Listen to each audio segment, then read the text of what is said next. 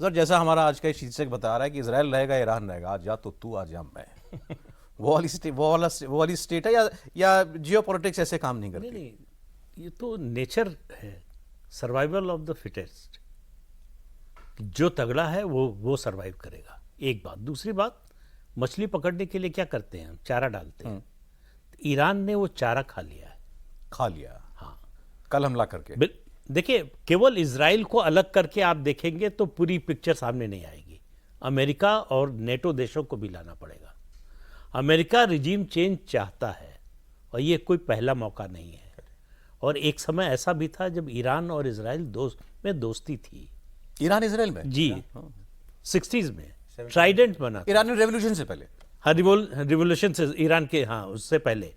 वो तो उनके तब के शासक, उनके जो वंशज हैं आज, वो रजा पहलवी, हाँ, आजकल बड़े एक्टिव हो गए ना। हाँ, तो उस समय जो है ट्राइडेंट बना था, ईरान, इजराइल और टर्की। जो इंफॉर्मेशन है, जो भी इंटेलिजेंस है, उसको शेयर करने के लिए। तो क्यों ये दोस्ती की थी ईरान ने? उनको दो तीन चीज़ें लगती थी। एक कि ईरान की जिस तरह की इंटेलिजेंस है, जो ताकत है उसकी, उसके अलावा शाह को ये लगता था कि अगर इजराइल से दोस्ती करेंगे, इजराइल की बहुत अच्छे संबंध हैं अमेरिका से, अमेरिका रिजीम चेंज चाहता है, तो शायद इजराइल बचा ले हमको।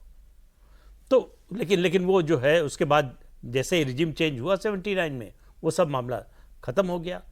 तो इजराइल के लिए, जो मेजर साहब ने कहा, सर्वाइवल का और कोई तरीका नहीं है।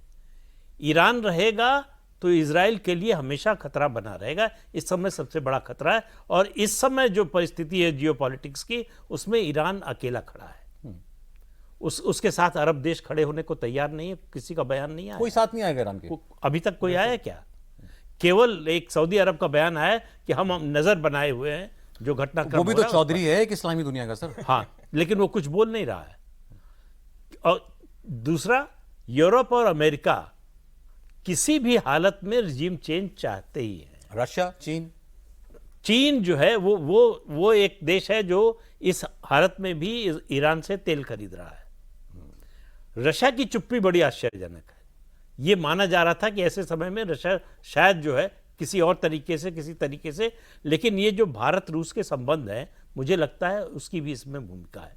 तो भारत रूस के संबंध और भारत इजराइल के संबंध, देखिए, भारत और इजराइल के संबंधों को आपको अगर टाइम फ्रेम में देखना हो तो 3 हिस्सों में देखना पड़ेगा। 1948 से 1992 तक हम इजराइल के खिलाफ थे। 1992 से 2014 तक हम न्यूट्रल थे। 2014 से हम इजराइल के साथ हैं। तो इजराइल और भारत की दोस्ती में कहीं कोई शक नहीं है। और ईरान को लेकर देखिए, ईरान से भी हमारे अच्छे संबंध थे।